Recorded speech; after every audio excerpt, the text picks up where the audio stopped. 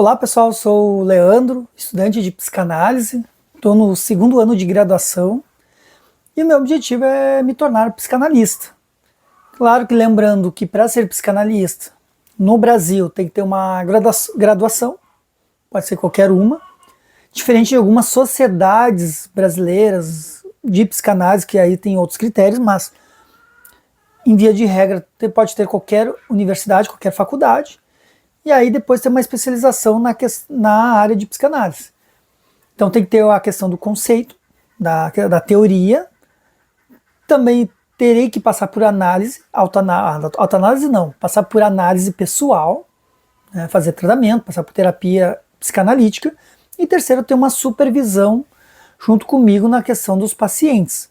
Então tem que ter esse tripé psicanalítico para poder se tornar um psicanalista de fato. É o chamada ética psicanalítica. Porque é aquilo, não existe uma lei que diga que tem que ser assim. Então não tem nada que obrigue. Eu poderia hoje mesmo abrir um consultório de psicanálise. Só que daí estaria me faltando ética. Não estaria sendo um psicanalista de verdade. Estaria até prejudicando a pessoa que eu estaria tratando. Então tem que ter uma responsabilidade muito grande. Né? Então, essa é a questão. Então, por isso que eles falam na ética, porque eles não tem como cobrar, não existe uma lei que diga, ó, tu tem que fazer assim, tem que comprovar isso, não tem. Então, ela vai muito na confiança. Então, é a questão da ética. Então, não se espera no mínimo de qualquer profissional, independente de qualquer área, que se tenha ética. É assim que se espera. Né? Então, essa é a questão. Mas aí, vindo para a nossa aula, então, agora é a nossa terceira aula, a clínica em Winnicott. Lembrando que cada disciplina que eu tenho que fazer são divididas em 6 aulas e cada aula é dividida em 5 temas mais a questão prática. Então, na verdade, é isso. Então, é assim que se organiza no caso da faculdade. E essas aulas, na verdade, seriam meus estudos. Então, é o jeito que eu estudo os textos.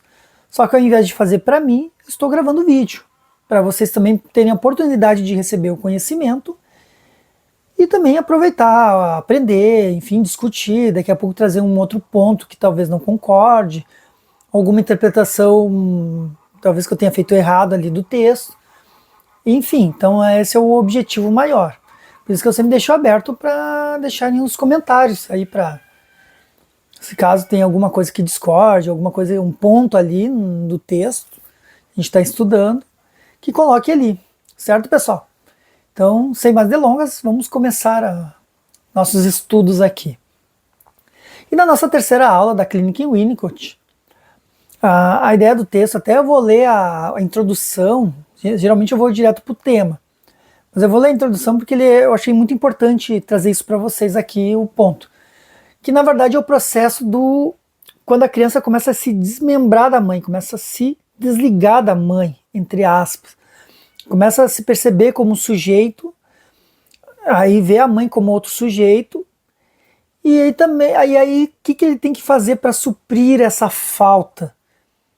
Aí ele joga isso para os objetos. Então a questão, ele troca no caso, em vez de ter a mãe ali, ele tem um objeto. Então essa é a realidade. É isso que acontece com o bebê, então ele passa para os objetos. Mas vamos ler aqui, que aqui está bem mais explicadinho, digamos assim. Que eu li a introdução aqui hoje, eu só não li o resto do texto. O resto do texto eu não li, isso eu vou descobrir com vocês. Eu dou uma leve passada de olho assim na inicial ali, que geralmente só traz um resumo da aula anterior, ou explana alguma coisa que vai ser falado, mas é bem tranquilo, só que aqui ele trouxe mais detalhes. Então eu vou ler aqui para vocês. Então, para explicar o percurso gradual que a criança fará ao se desfusionar da mãe, então desfusionar é se separar da mãe, que existe uma fusão entre mãe e filho, mãe e bebê. Então, para desfusionar. E encontrar os objetos no mundo. Então, é o percurso gradual, quando ele vai se desmembrando da mãe e encontrando objetos no mundo para substituir, digamos assim, as angústias dele. Winnicott considera que a tarefa é impossível se o bebê não experimentar o estado da ilusão. Então, para ele conseguir aceitar esse percurso, ele tem que entrar no estado da ilusão, da fantasia. o modo como ele poderá perceber o ambiente, portanto a realidade como algo em si, e não onipotentemente como um domínio seu. Então ele sabe que é uma coisa da realidade dele, mas ele não é onipotente. Dependerá das falhas ambientais que necessária e inevitavelmente ocorrerão por parte da mãe suficientemente boa. Lembrando que na aula passada o Winnicott ele trouxe a questão da mãe suficientemente boa e do ambiente suficientemente bom. Então ele trouxe as duas questões aí. E aí, diante dessas falhas, e lembrando que as falhas são importantes ter essas falhas, então por isso que não tem um manual assim que diga como se criar um bebê, mas faz parte do processo. E aqui, diante dessas falhas, o bebê, a partir de uma competência imaginária, criará ou ilusionará o objeto desejado, porém ausente, que a mãe vai se afastando ali. Não é se afastando, é que ela também tem vida. Então, no momento que ela vai estar, por exemplo, fazendo a comida, ela não vai poder atender ele na hora. Vai ter que esperar um pouquinho.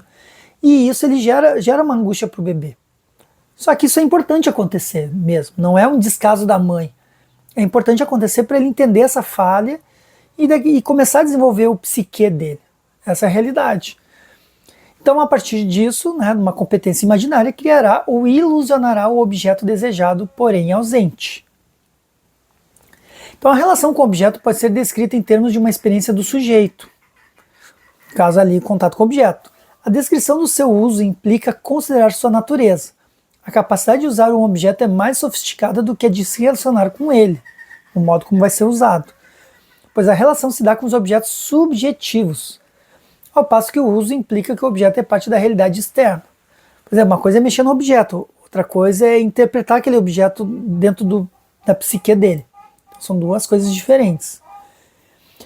E aqui fala que é possível observar a seguinte sequência. O sujeito se relaciona com o objeto. Primeiro é o contato com o objeto. Segundo, o objeto está em processo de ser encontrado, reconhecer aquele objeto. Terceiro, o sujeito destrói o objeto. E quarto, o objeto sobrevive à destruição. E quinto, o sujeito pode usar o objeto. Então o objeto está sendo sempre destruído. Isso se torna o pano de fundo inconsciente do amor pelo objeto real, ou seja, por um objeto que está fora do controle onipotente do sujeito. E o estudo desse problema implica estabelecer o valor positivo da destrutividade, esta acompanhada pela sobrevivência do objeto à destruição, ou situa do lado de fora da região de objetos criados pelo mecanismo de projeção do sujeito. Então é uma questão de sobrevivência aí. E em consequência surge uma realidade compartilhada, que o sujeito pode usar e que pode fornecer de volta ao sujeito. Olha que loucura isso. Uma substância outra que não eu. Então, na verdade, criando um outro personagem ali, uma outra realidade, na verdade. Acho que seria essa palavra melhor. E aí o Winnicott descreve a transicionalidade para destacar a importância das relações objetais no desenvolvimento humano na infância. Com o desenvolvimento dos conceitos desse campo, ele chegará à conclusão sobre a chegada da criança na cultura, na realidade objetal. Então, a partir daí que ele começa a entender mais o processo psíquico das crianças. E aí, pessoal, vamos entrar para o tema 1, o criado encontrado. O que será isso, então?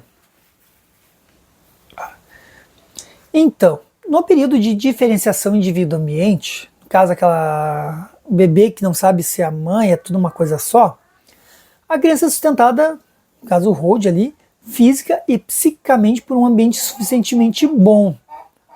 Lembrando que esse ambiente suficientemente bom é a mãe, nesse momento aí, que lhe permitirá a experiência da onipotência, a mãe ambiente, que eu falei anteriormente aqui, ao se adaptar da maneira mais adequada possível às expectativas e necessidades do bebê, que é como o bebê ele é muito pequeno, existe uma atenção maior. Depois o bebê vai crescendo, vai se tornando sujeito. Irá trazer aquilo que lhe é necessário quase na hora certa e no lugar certo. Com isso, as necessidades básicas como alimento, calor ou frio, higiene, afeto, conforto físico são atendidas. Que a gente falou do Herrling, que agora é a pronúncia certa, Herrling. Mas vivendo e aprendendo. Questão de pronúncias americanas, ou no caso dele, inglês. E aí, desse modo, o bebê ilusiona aquilo que, na verdade, acaba de encontrar. Então é onde ele começa a criar ilusão. Assim, o objeto é criado e encontrado no mesmo movimento e a um só tempo.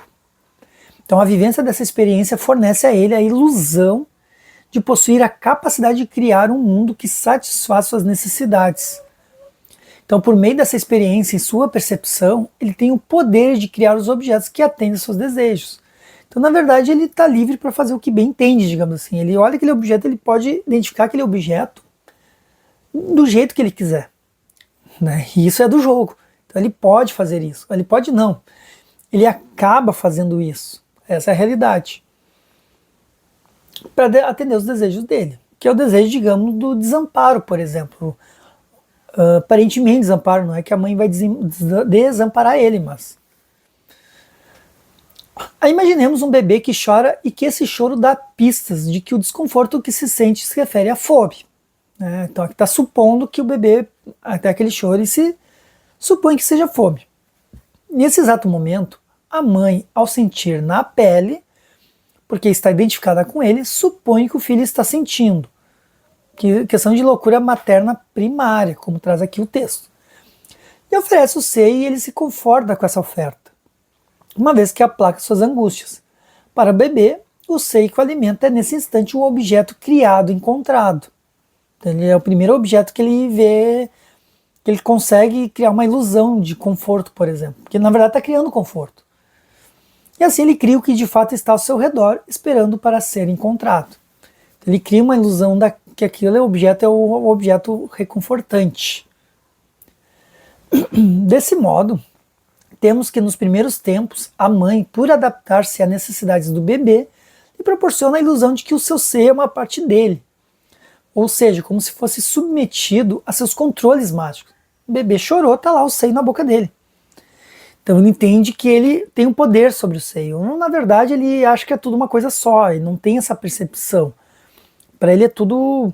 Tá com fome, ele sabe que vai ter um objeto na boca dele, vai sentir algo na boca, que vai ter o líquido e vai satisfazer ele.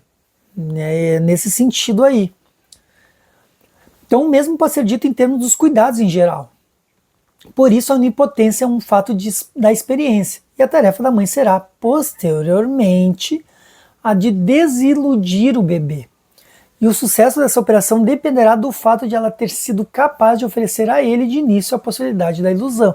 Então no primeiro momento a mãe tem que dar ilusão para o bebê, mostrar que ele é onipotente mesmo. Claro, né, pessoal? Isso tudo é na questão inconsciente aí. E também, daqui a pouco, uma questão primitiva, uma questão instintual, né, dessa questão, porque não existe um manual que se diga que tem que fazer. Isso aí é observações do Winnicott, que é assim que funciona. Então, mas está dizendo que essa parte é importante da mãe, torná-lo onipotente para depois mostrar para ele, ó, não é bem assim, desiludir ele. Primeiro momento ilude, depois desilude. E aí que fala, posteriormente, a desiludir o bebê. E o sucesso dessa operação dependerá do fato de ela ter sido capaz de oferecer a ele de início a possibilidade da ilusão. E aí um bebê chega ao mundo e em certo momento começa a se interessar por algumas coisas externas. Volta-se para fora, começa a ficar com fome, ele está pronto para aceitar alguma coisa de fora e não tem ideia do que isso vai ser, mas existe aquela orientação voltada para algo, para a mãe. Então, existe a mãe com seu seio e ela tem algo a oferecer. Isso parece ser muito fácil e simples. Se não fizermos uma reflexão, por exemplo, o bebê olha, enxerga e sente as coisas que estão lá. Isso estimula o bebê, que estimula o seio e tudo aquilo que é fisiológico. É verdade, mas ainda não é tudo. Temos aqui uma situação delicada, a capacidade que o bebê tem de alucinar alguma coisa e no mesmo instante surge a mãe que tem algo a lhe oferecer, sendo que ele ainda não sabe. E a mãe precisa se colocar ali para que aquilo que o bebê esteja querendo encontrar seja realmente ela. Então o bebê ele quer alguma coisa, mas não sabe o que é. Mas aí a mãe se oferece nesse momento e diz, ó, eu sou o objeto que tu quer. Então aí essa troca aí mãe-bebê. Nesse caso, podemos dizer que a mãe consegue dar ao bebê a ilusão que aquilo que ele consegue e toma e encontra é o que criou a partir de seus próprios sentimentos, seu poder de alucinar. Então a criança é como se a mãe estivesse mentindo para o bebê. Ó, essa aqui é a solução dos teus problemas. Né? Mas aí depois tem que quebrar isso, mas isso é importante na constituição psíquica do bebê. E a partir do sucesso dessa onipotência, não aqui supondo que foi dado certo a questão do bebê sentir onipotente, a passagem progressiva e necessária da ilusão à desilusão se dá de modo não desintegrante. Então não pode simplesmente tipo, agora não é mais assim, pá! Imagina! Isso até é assim, uma observação, isso é muito comum, até questão de adultos mesmo. Às vezes se acostuma com um determinado hábito, às vezes até é dado por outra pessoa, e aí do nada essa pessoa resolve não dar mais essa questão. Tipo, sei lá, fazer um mimo ali resolve não dar mais. E tá tudo bem, é o que acontece. Só que aí, na verdade, na questão psíquica, é como se tivesse desintegrado, tivesse cortado ali. E aí isso gera um trauma. Não digo trauma, exagero, mas gera uma angústia, um sentimento desconfortante, digamos assim. Então, nesse caso, que é essa a questão, na verdade, que gera o desconforto, a angústia, que é o que o bebê sente. Então, a diferença, talvez muitos adultos que sentem isso e não assimilam isso, é porque deve ser muitas questões de lá da infância também, que carrega isso. É muito provável. Claro que é apenas uma análise pessoal para tentar descobrir isso aí. Então é aqui o que fala. Então tem que dar, é necessária da ilusão para a desilusão, só que tem que ser de um modo não desintegrante, né? Senão, coitada da criança. Além de representar a condição básica da saúde mental para o bebê. Então a ilusão é necessária e indispensável antes que a desilusão intervenha. Porque também como é que vai ter uma desilusão se nunca teve uma ilusão? Então fica mais o mesmo. Então aí a criança também vai ter questões, vai ter problemas aí. Então a experiência da desilusão é tão fundamental quanto da ilusão. Então as duas questões são muito importantes. E é nesse momento que o ambiente suficientemente bom começa a apontar falhas na realização dos desejos da criança. Por exemplo, a mãe volta a trabalhar, aí por isso já não pode mais estar a todo tempo em sua companhia. Desculpa. Assim, as inevitáveis dificuldades de adaptação de ambiente têm um valor positivo, na medida em que permitem ao bebê colocar o objeto no exterior. Então ele joga todas as suas questões no externo ali. No mundo do não eu. Porque antes o mundo da mãe era o mundo do eu, era tudo uma coisa só. E aí começa a surgir um mundo do não eu, um outro mundo. Com isso o mundo se inaugura, um lugar a ser conhecido, pelo fato de lhe oferecer objetos que satisfazem suas necessidades, passando a ser visto e sentido como necessário à sua sobrevivência. Então ele vai assimilando que aquilo é importante para ele. Essa sensação que o bebê tem de criar no mundo aquilo que está referido a seus desejos e necessidades é fundamental para que se estabeleça uma relação satisfatória com a exterioridade de si, ou seja, com a própria realidade, e tolerar as futuras inevitáveis frustrações que enfrentará. É isso que lhe permite se sentir seguro para conhecer o mundo à sua volta e a si mesmo, suas possibilidades e limites. Tu viu, pessoal, como é uma coisa muito... ele é muito amarrado, assim. Então, às vezes, uma falha numa questão pode impactar no resto. Então, por isso que fala que a sensação que o bebê tem de criar no mundo aquilo que está referido aos seus desejos é fundamental. Então, ele tem que criar esses desejos no mundo externo. É isso que o texto está trazendo aqui. Desse modo, o bebê passa de um mundo unicamente composto por objetos subjetivos àqueles que ilusoriamente foram criados a partir de sua onipotência, para outro do objeto percebido como externo. Esse é considerado um importantíssimo passo na direção da maturação, para que a criança tenha êxito na etapa chamada por Winnicott de realização. Trataremos mais detalhadamente esse tema mais adiante, como diz aqui o texto. Esse processo, se bem sucedido, vai sustentar na criança o sentimento contínuo de existir. A passagem incessante da ilusão para a desilusão será contínua na operação de estabelecer e manter um espaço denominado transicional. Então tu viu, né? talvez tenha mamães aqui assistindo, ou pais também, também não, pais que cuidam também dos filhos, e eu acredito que a responsabilidade, os dois fazem parte, os dois têm responsabilidades pela criação do bebê, mas claro que a mãe, por que se acaba tendo uma cobrança maior na mãe? Não é porque se tem uma cobrança maior, é porque é a questão da natureza, a questão do leite, das necessidades. Quando o bebê tem fome, o pai não tem como dar o seio, por mais que quisesse, poderia até querer, mas isso acaba sendo a função da mãe.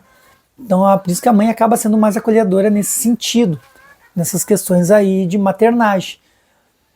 Né? Então, mas fica umas dicas não digo, né, pessoal? Isso aí são teorias, mas que o Winnicott ele estudou.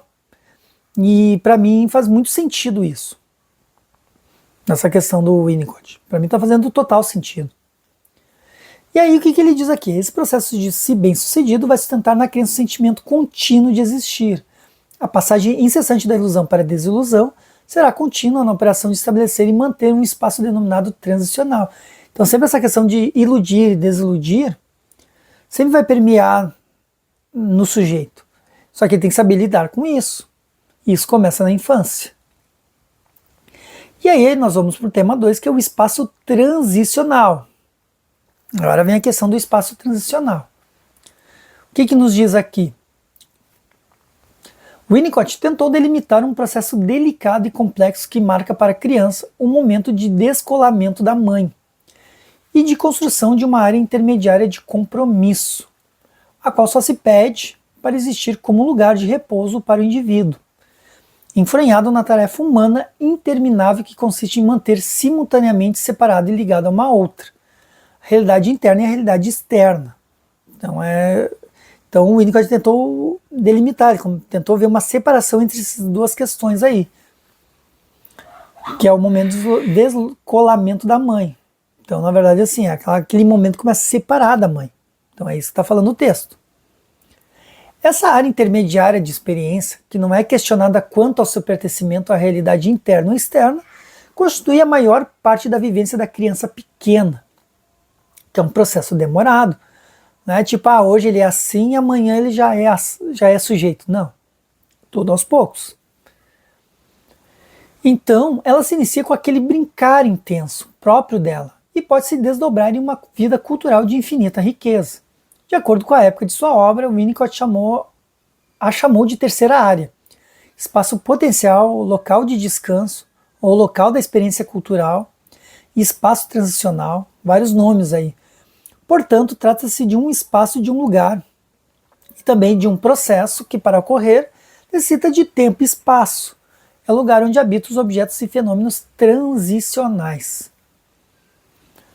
E aí o Winnicott postula que esse lugar que existe entre a mãe e o bebê e que o orienta para a realidade externa, no caso a separação, varia bastante conforme suas expectativas de vida em relação à mãe e também a realidade concreta ou externa. No caso, o ambiente aqui também depende disso. Portanto, para cada indivíduo, o uso desse espaço é determinado pelas experiências de vida que ocorrem ainda nos primeiros estágios da existência. Então tudo vai depender de acordo com o ambiente, como ele vai ser criado nesse processo. Então bem amarrado assim. E continuando, desde o início o bebê tem as experiências mais intensas no espaço potencial entre o objeto subjetivo e o objeto objetivamente percebido, entre as extensões do eu e do não eu, nessa questão aí. Esse espaço existe no interjogo entre a não existência e a existência de fenômenos e objetos que estão fora do controle onipotente. Ele vai começando a perceber objetos ou a adotar esses objetos na realidade psíquica da criança. E aí os bebês vivem experiências favoráveis e desfavoráveis. Tem objetos bons e objetos não bons, ou, que vai ser adaptado ou não. O espaço potencial se dá apenas em relação ao sentimento de segurança por parte deles. Tu vê, né? Ou seja, de uma segurança relativa à confiabilidade que está sendo introjetada. Então, na verdade, vai depender da confiança do bebê em relação ao ambiente ali. E aí, sem dúvida, essa conceituação é a mais importante contribuição de Winnicott e supõe um conceito de aparelho psíquico radicalmente distinto das teorias da época. Ainda que suas reflexões teóricas originais tenham uma base freudiana, em se tratando da noção de objeto, ao descrever o processo que se desenvolve com a construção da área transicional, ele abriu uma perspectiva completamente nova. Em sua obra O Brincar e a Realidade, dedica-se ao desenvolvimento do que chama de espaço potencial, oportunidade em que repetia que não se trata do objeto ou da coisa, mas do modo de utilização da criança. Então não é só um brincar com um carrinho, mas o que está representando aquele carrinho para a criança. E isso é o que a gente viu na clínica com crianças, que os objetos ali, os brinquedos ali que está à disposição ali para a criança, aqueles brinquedos ali, quando a criança for escolher, vão ser objetos que alguma coisa vai ter significado para a criança, dos objetos. Então vai ter um significado para ela. Então não é como a criança, não é a escolha da criança do brinquedo, mas como ela está enxergando aquele brinquedo e como ela brinca com aquele brinquedo, que é aplicada na clínica mesmo. A área transicional é convocada a durar a vida toda. A gente faz isso pela vida toda. Diferentemente dos destinos dos objetos e fenômenos transicionais que trataremos mais adiante, dado que todo indivíduo é incessantemente chamado à difícil tarefa de ligar a realidade interna com a externa entre si. Então isso a gente faz até hoje e faremos a vida toda, pelo que está trazendo aqui o texto. A experiência de ocupar esse espaço é exemplificada na relação que a pessoa tem com a música, com a leitura. Essa área intermediária se revela para Winnicott como o local do espaço da cura analítica, pois perdura por toda a existência do indivíduo, contendo em si uma capacidade de ser preenchido. Essa área de repouso a quem só se pede que exista, que nem ali trouxe o exemplo da música, aquelas pessoas que gostam de ficar ouvindo música ou de ler um livro, também é o que o autor chama de espaço do disforme, no qual o sujeito pode se entregar a ser, e que estará à disposição durante a vida toda, um espaço de devaneio que Winnicott foi o primeiro a teorizar. Então, na verdade, é o espaço do disforme. Pô, interessante, hein? E aqui, continuando o texto, pessoal, não se trata de um espaço de ilusão e nem imaginário. Não quer dizer que tudo é ilusão, no caso. Pode ser o lugar da nossa maior verdade, lugar de contato mais próximo com a nossa realidade profunda, o lugar onde vivemos. Alguns pintores, diante de sua obra, localizam dentro da sua melhor criação um espaço misterioso, onde entram no quadro como que capturados. Eles observam que se encontram nem dentro, nem fora, e o quadro é uma parte deles, e eles fazem parte do quadro. Assim, a área transicional existe na continuidade direta da área do brincar da criança pequena, que ali se perde em si. Acho que aqui ficou bem claro, né, pessoal? A questão do texto que, para mim, está bem tranquilo, assim. Ele usa a analogia da questão do artista, neste caso, mas poderia se aplicar para qualquer questão. Seria, no caso, o hobby, um hobby da pessoa. E aqui, embora a realidade psíquica interior ocupe um espaço na mente, na barriga, na cabeça ou em algum outro lugar dentro da pessoa, e a realidade exterior se ache do lado de fora desse lugar, o ponto mais importante desse conceito é que o brincar e as experiências culturais acontecem nessa área intermediária. Então, na verdade, quando acontece esse movimento, está numa área intermediária ali, entre o eu e o não eu. Ou no caso aqui, entre a mãe e o bebê. Winnicott afirma ser fundamental que se leve em conta a existência de um espaço no qual possa se desenvolver a capacidade de uma apercepção criativa do mundo. E em resumo, podemos dizer que existe uma evolução direta dos fenômenos transicionais para o brincar, do brincar para o brincar compartilhado e em seguida para experiências culturais. E tudo isso acontece nesse espaço denominado potencial. Então, no caso, quando falar em espaço denominado potencial, é esse espaço transicional. Então, nos próximos tópicos detalharemos esses conceitos. Então, eles vão explicar exatamente cada um aqui, porque, claro, só assim não é tão fácil. E aqui tem o tema 3, o objeto transicional. Agora vamos falar do objeto. Entre a vivência da ilusão e da desilusão, entre os objetos transicionais, ocupando uma área intermediária da experiência. Eles possuem a capacidade de defender o bebê em momentos de angústia. Então, o objeto transicional representa a transição da criança pequena que passa do estado de união com a mãe ao estado de relação com ela como algo externo e separado. É utilizado por ela para suportar a ausência materna. Um bichinho de pelúcia, um cobertorzinho, uma naninha. E aí o ponto importante a se destacar é que esse objeto não é significativo por ser uma coisa. Sua coisificação, que botou entre aspas, é crucial apenas porque ajuda a criança a sustentar uma realidade interna que se amplia, evolui e auxilia a diferenciá-la do mundo que não é o eu. Então, na verdade, essa questão que acontece é uma ajuda para a criança. É uma cura, não digo uma cura, mas pelo que eu percebo é como se substituísse a questão da mãe pelo objeto. Um objeto transicional, como fala aqui. E aí está dizendo que corresponde a um objeto de apego, que ela leva consigo a todos os lugares e do qual não abre mão na hora de dormir ou quando se sente sozinha, ou ameaçada pela intrusão de alguns sentimentos que a vulnerabilizem. E aí, para a criança, o objeto transicional é uma possessão, sem, contudo, ser totalmente externo. Ele acontece no espaço transicional, um primeiro vínculo no nível psíquico entre o interior e o exterior, reunindo em si uma característica híbrida por representar algo no mundo externo e ao mesmo tempo que reflete o mundo subjetivo interno e onipotente do bebê. E aí o Winnicott introduz os termos objeto transicional e fenômeno transicional para designar a área intermediária que se situa entre o polegar e o ursinho de pelúcia.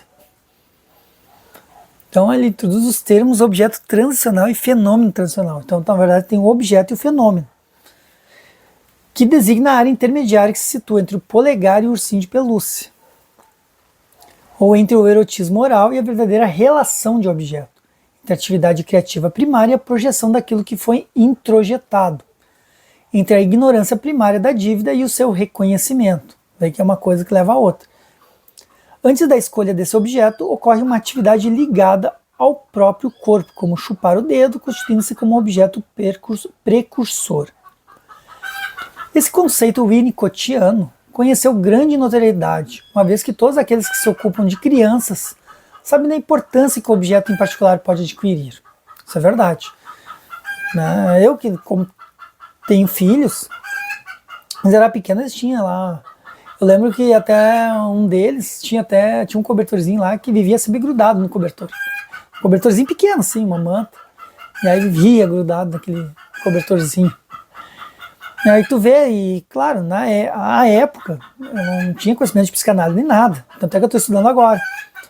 Então a gente às vezes encara como apenas um fato, e não analisando o porquê daquilo.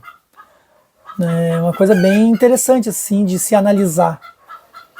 Essas coisas acontecem na nossa vida e a gente entende aquilo como um acontecimento normal, corriqueiro, mas não tem a dimensão daquilo por trás, a dimensão de o que está por trás daquilo.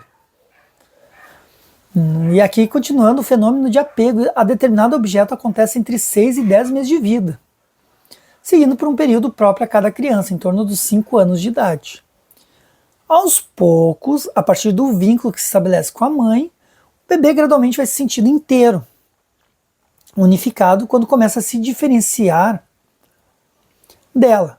Porém, ao perceber que nem sempre ela está presente, a criança tende a buscar em um objeto que a represente o apoio e o conforto de que precisa nos momentos de sua ausência. Essa escolha deve ser dela mesma, pois o objeto se torna carregado de significado psicoafetivo. Então, na verdade, a gente tem que deixar a criança escolher esse objeto. Ou melhor, no momento que acontecer isso, não intervir. Ah, fulanito, nunca larga isso, vamos deixar isso aqui de lado. Tem isso aí. Não sei qual é o momento que talvez teria que ter o corte disso também, porque eu acredito que nem, por exemplo, imagina se todos os adultos chupassem bico, por exemplo, porque ainda tem que ocupar o lugar a mãe tem que estar ocupando aquele lugar. Então acredito que em algum momento da vida isso aí se desprenda, acredito eu, só não sei em que período acontece esse tipo de coisa. Acredito que aqui nas aulas vão trazer aqui do Winnicott, ou pelo menos pela visão de Winnicott. E aqui, todavia, não acontece como regra para todas as crianças, ó. Nem todas terão necessidade de ter esses objetos de apego, e nada há de errado nisso. Quando usado, é algo saudável e ajuda a criança a lidar com sentimentos que a vulnerabilizam, como ansiedade e frustração.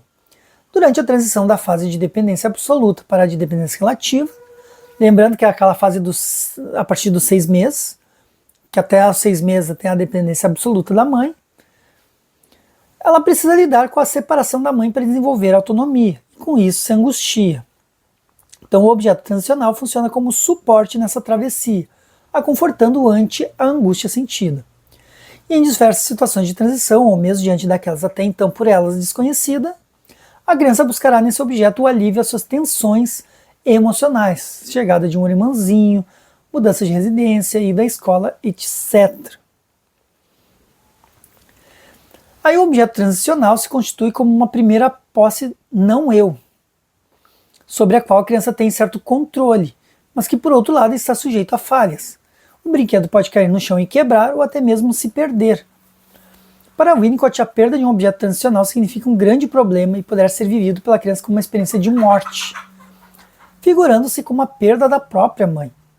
Um evento como esse tem o poder de influenciar a capacidade de relação da criança com outros objetos e até mesmo influir na sua própria criatividade e forma de perceber a realidade. Esse objeto cria as bases psíquicas para suportar importantes experiências humanas, como poder elaborar brincadeiras e desenvolver a apreciação das artes e das expressões culturais. Isso porque é justamente no vínculo que se forma entre o mundo interno e o exterior que tais movimentos se tornam possíveis. E existem qualidades específicas do relacionamento entre o bebê e o objeto transicional. E aí vamos trazer uma lista de qualidades específicas dessa relação.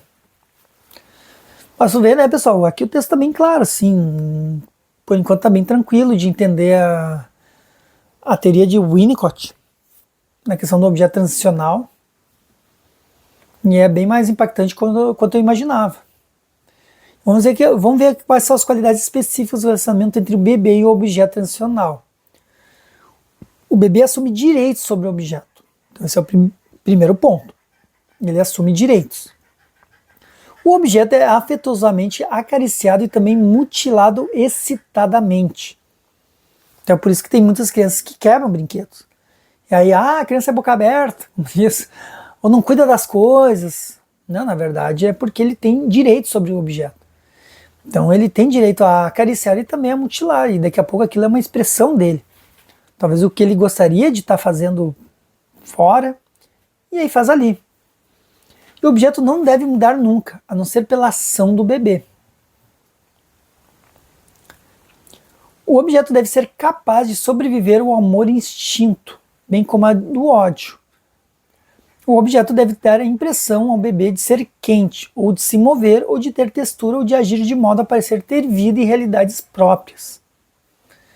E apesar de ele vir do exterior, sob o ponto de vista do bebê, não é bem assim, mas também não vem do interior, ou seja, não é uma alucinação, porque o objeto ele existe. A diferença é que ele vai criar uma ilusão em cima desse objeto. E aí o destino do objeto é um dia ser descatexado. Então vai existir esse momento do objeto ser descatexado, ou deixar de ser aquela representatividade subjetiva, que é o que está trazendo o texto aqui. E aqui o texto diz que o destino desses objetos é um dia, quando tiver cumprido sua função, como um bom companheiro de percurso, ser largado pelo caminho descatexado pela criança, que deixou de investir nele afetivamente, ou afetivamente. Conforme defende o Winnicott, não há luto, pois não é introjetado na criança, não vai para dentro dela. Não é uma perda ou rejeição. Ele apenas perde significado e se dilui. Claro, lembrando, vocês devem estar se perguntando, mas lá falava da questão do luto, não pode tirar o objeto da criança, aquela coisa toda. Claro, porque daí ali é o objeto que morreu. Mas é diferente quando a criança ela olha aquele objeto e não olha mais como um símbolo, não tem mais uma simbologia para ela. Aquele objeto se torna aquele objeto como deve ser. A criança não olha mais com um significado ali, ou com significância daquele objeto. Então por isso que não tem luto nesse caso, porque ele não é introjetado na criança. Ele só representou aquele objeto. E aí vem o objeto transicional e vícios no tema 4. Vamos ver o que nos traz aí.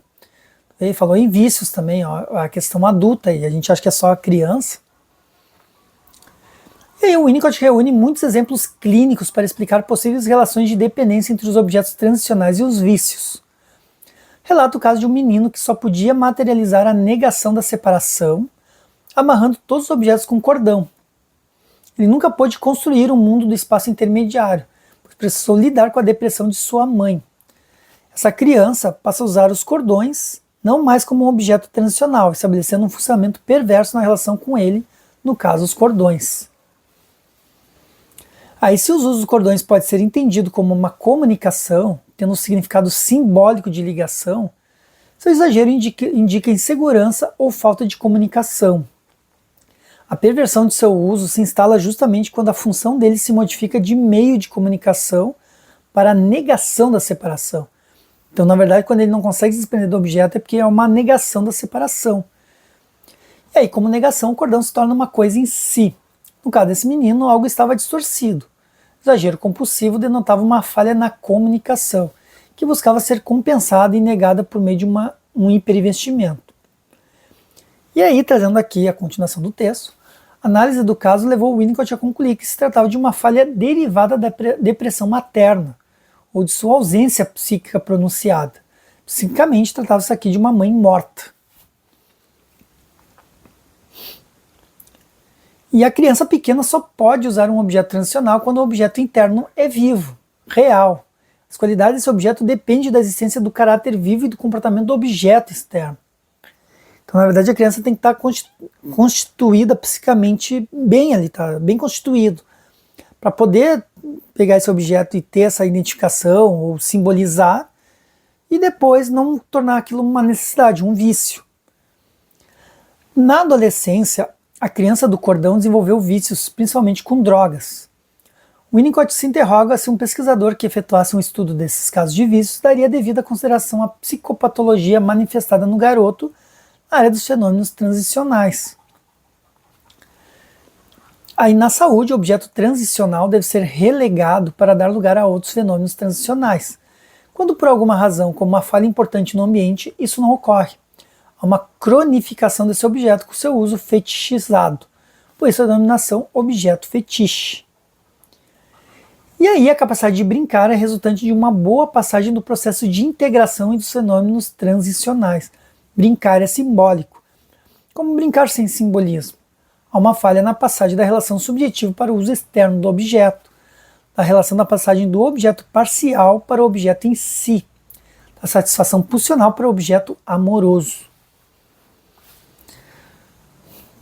Tenso, hein? Acredito que muitos de vocês, e falam por mim também, a gente tem exemplos na nossa volta, ou até conosco mesmo. E aí dá para ter uma ideia, pelo menos. Claro que sempre eu vou dizer, né, pessoal? A gente pode até se identificar com algumas questões do texto, enfim, das estudos do Winnicott, mas nada melhor como uma análise pessoal para a gente realmente nos conhecer. Então isso é o importante. E aí, continuando, pode-se dizer que nessa relação com o objeto fetiche, este passa a ser utilizado para acalmar uma sensação de ansiedade intolerável e com persistente sentimento de solidão. O uso exacerbado do objeto como estratégia defensiva, como negação da perda do objeto e, sobretudo, como defesa contra a perda do sentido de estar no mundo, parece se relacionar bem com as adições. Então, pelo menos, parece ser bem coerente a teoria de Winnicott. Outra situação na qual é possível perceber essa ligação, há crianças que são alimentadas por suas mães enquanto se ocupam com as telas. Desde muito cedo, essas crianças ficam sujeitas a se tornar ligadíssimas em imagens. Não se trata de fazer essa constatação a partir de uma visão pavloviana. No caso, TV é igual a mãe, portanto TV é igual a proteção. Mas de ver que a mãe é absorvida por seus interesses, portanto distante psiquicamente, dá ao bebê um seio, uma mamadeira, que não possuem as qualidades do objeto criado e encontrado. Ele se torna apenas uma coisa em si mesmo. E a partir desse momento, a construção de um espaço transicional fica mais difícil.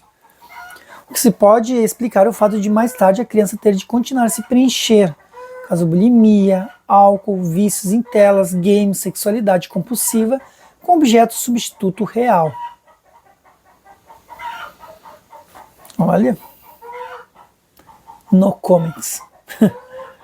Mas é sério isso aqui, porque principalmente na realidade de hoje, com a questão da internet, enfim, realmente, eu noto assim, restaurante, até no meu trabalho mesmo, que eu trabalho em escola, enfim, e é dentro de uma comunidade, e uma comunidade indígena, inclusive. Só que, claro, a tecnologia também chegou para eles, também e eles têm direito a exercer também as questões também tecnológicas, não tem por que não, né? Mas aí, olhando para esse viés, eu noto às vezes que as crianças pequenininhas ali já estão com um celular na mão, ou um tablet na mão, e aí é essa questão mesmo, até que ponto, como é que a criança vai simbolizar aquilo ali? É complicado, daí que nem no caso vai precisar desse preenchimento com vícios. E isso está muito comum na sociedade. Às vezes também vai num restaurante, a mãe de certo ali, para a criança que é muito agitada, toma um tablet, toma um celular, fica brincando aqui, fica jogando. E a criança se perde ali. Então está mudando muito assim nesse sentido. E aí o Winnicott afirma que quando se tem ao alcance uma teoria sobre os fenômenos transicionais, é possível lançar um novo olhar para problemas como vícios e delinquências, entre outros fenômenos que perturbem a saúde mental de um indivíduo. Aí quando a fixação ao objeto transicional é excessiva, no caso quando tem uma coisa, tudo se apega ao objeto transicional, que faz parte. Mas quando vira em excesso, como relatado no caso do menino dos cordões, dizemos que é uma patologia da transicionalidade. Interessante, patologia da transicionalidade. A partir dessas colocações é necessário repensar o lugar do objeto droga no psiquismo. Esse funcionamento patológico dos fenômenos transicionais decorre de uma falha na sustentação ambiental nos tempos da dependência absoluta. Então teve uma falha aí na questão da sustentação ambiental. Quando fala dependência absoluta aqui, pessoal, só para lembrar, é aquele do 0 aos 6 meses de idade. Quando tá aquela coisa do bebê não se percebe como sujeito, enfim. Onde ele depende muito da mãe, senão ele morre. Dependência absoluta.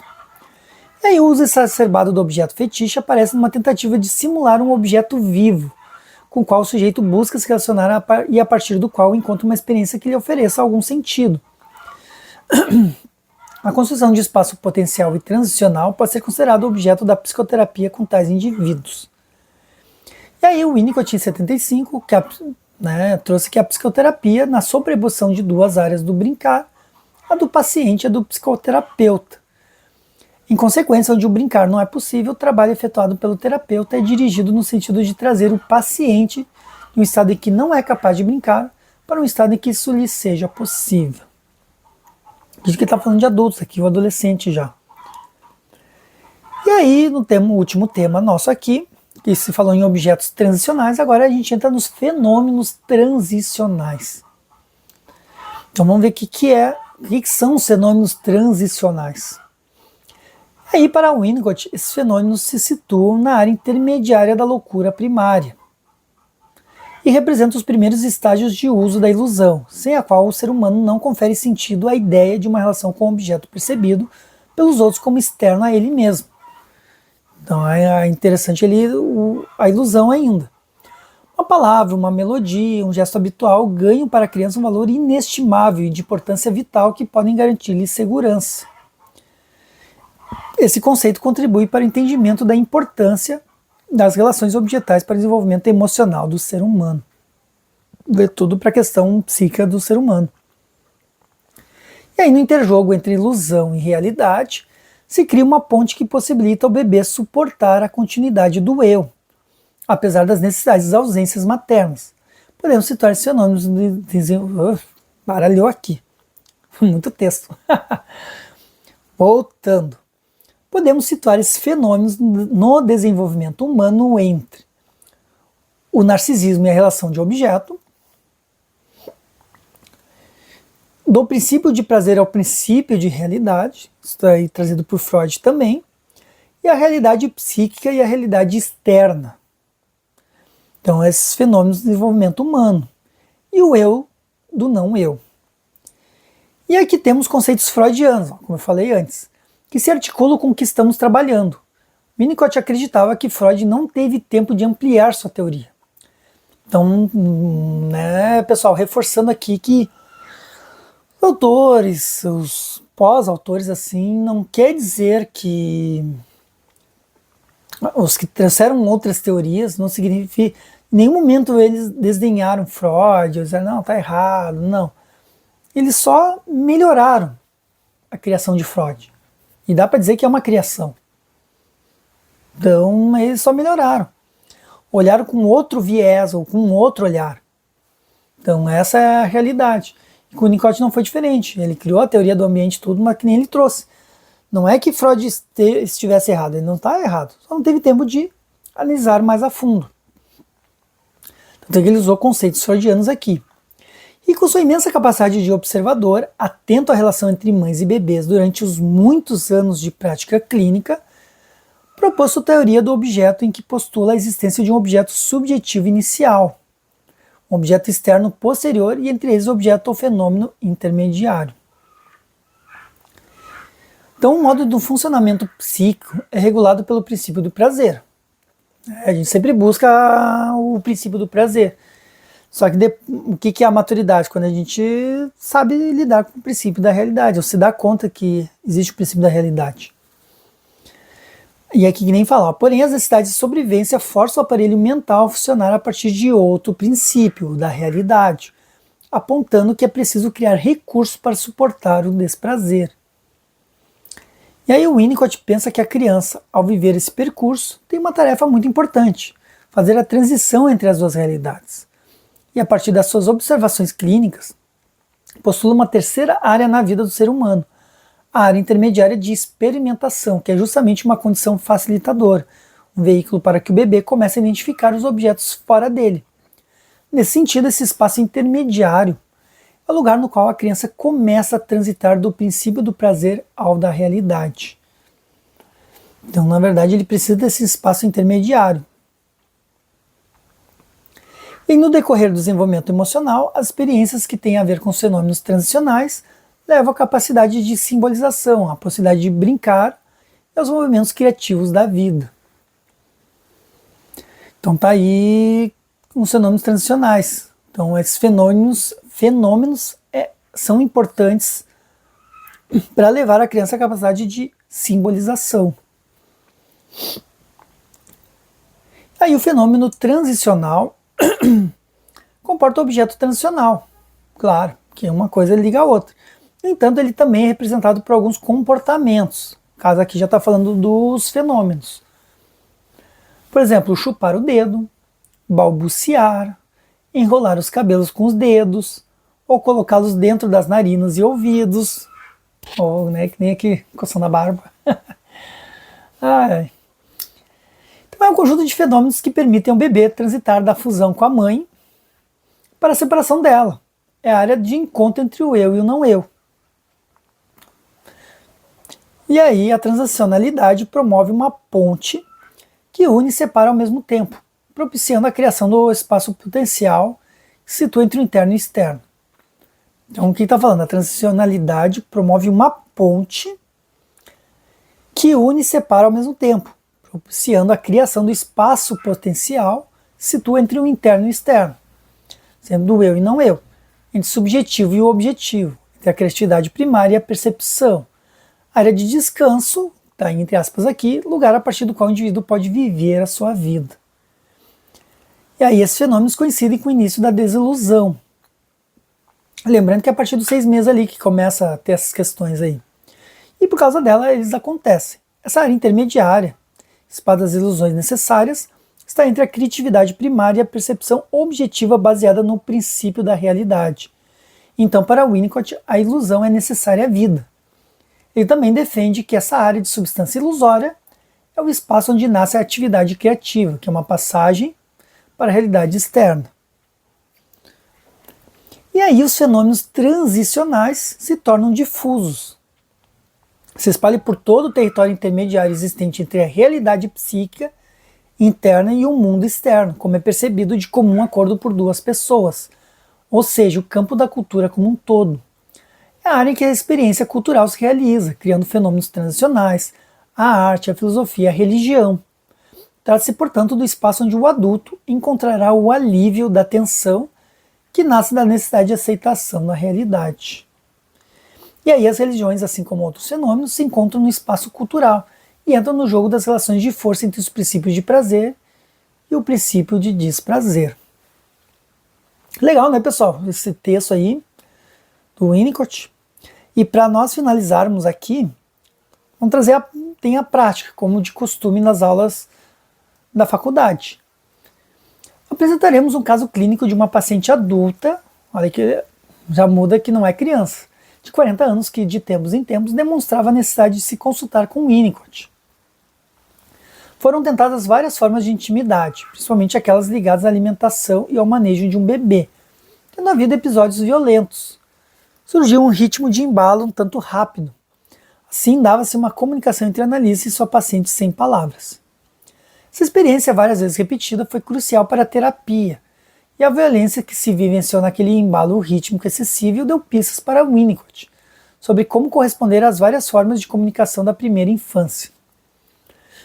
Assim, o Winnicott promovia no setting analítico uma condição facilitadora para estados de regressão, e sob transferência o paciente reproduzia a relação com o objeto, com o espaço transicional, tido por ele como sendo lugar eficaz para as intervenções terapêuticas. Agora aqui só não ficou claro, daqui a pouco, o que o Winnicott fazia. Ele falou assim, ó, essa experiência várias vezes repetida. Talvez ele criava simulações na clínica. Ó, foram tentadas várias formas de intimidade, principalmente aquelas ligadas à alimentação e ao manejo de um bebê, tendo havido episódios violentos, ou daqui a pouco a paciente que ia com um bebê. Surgiu um ritmo de embalo um tanto rápido, assim, dava-se uma comunicação entre o analista e sua paciente sem palavras. Acredito que seja isso, não está muito claro aqui, mas acredito que seja isso. Então, pessoal, era isso. Espero que tenham aproveitado, tenham absorvido o conhecimento de hoje. Aprendi muito nessa aula. Claro que agora vou fazer o trabalho, e depois terão mais 3 aulas, e aí concluo com uma prova objetiva e descritiva. Então, ficamos aí para a próxima. Espero vocês. Até mais.